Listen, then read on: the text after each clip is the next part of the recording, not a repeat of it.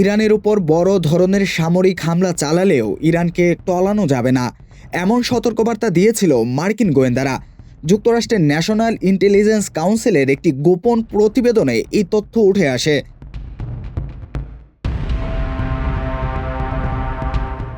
Washington post জানিয়েছে, ইরানে যুক্তরাষ্ট্র ও ইসরায়েলি হামলার প্রায় এক সপ্তাহ আগে প্রতিবেদনটি চূড়ান্ত করা হয়।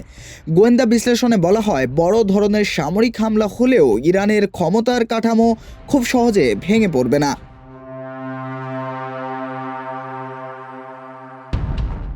এমনকি ইরানের সর্বোচ্চ নেতা আয়াতুল্লাহ আলী খামেনি নিহত হলেও ক্ষমতার ধারাবাহিকতা বজায় থাকবে।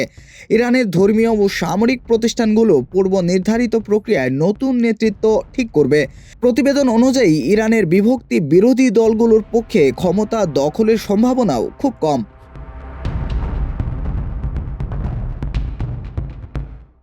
এদিকে মার্কিন প্রেসিডেন্ট ডোনাল্ড ট্রাম্প ইরানের বর্তমান নেতৃত্ব সরিয়ে নতুন সরকার বসানোর পরিকল্পনার কথা বলেছেন। তবে গোয়েন্দা প্রতিবেদনে এই পরিকল্পনার সফলতা নিয়ে সন্দেহ প্রকাশ করা হয়েছে। ইরানের সামরিক অভিযান শুরুর পর সংঘাত দ্রুত ছড়িয়ে পড়তে থাকে।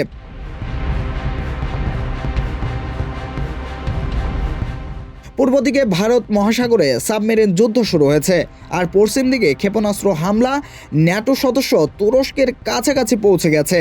বিশ্লেষকদের মতে শক্তিশালী রাষ্ট্রীয় ও সামরিক প্রতিষ্ঠানই ইরানের শাসন ব্যবস্থাকে টিকিয়ে রাখতে পারে।